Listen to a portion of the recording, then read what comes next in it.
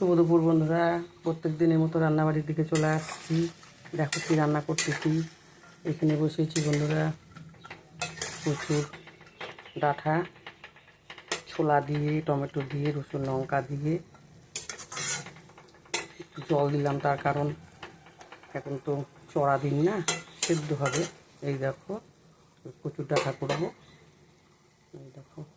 আর এখানে করলাম বন্ধুরা, দেখো মাছের ঝোল। আজকে কোনো সবজি দিই নেই, শুধু মশলা দিয়ে মাছ দিয়ে ঝোল করলাম।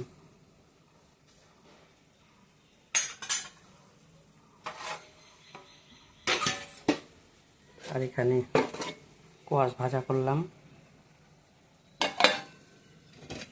আর এখানে তোমার ফুলকপি আলু তরকারি। এই দেখো, আজকে আর নিরামিষ মতে করি নেই, আজকে আমিষ মতেই করছি। নামানোর আগে ঘি গরম মশলা দিলাম, দিয়ে করলাম। আজকে এই দিয়েই খাওয়া দাওয়া সারবে বন্ধুরা। তোমরাও সবাই খাওয়া দাওয়া খাও, সবাই ভালো থেকো, সুস্থ থেকো। আমরাও এখন এই কচুর শাকটা হয়ে গেলে আমরাও খাবো এখন। আবার পরের ভিডিওতে দেখা হবে বন্ধুরা।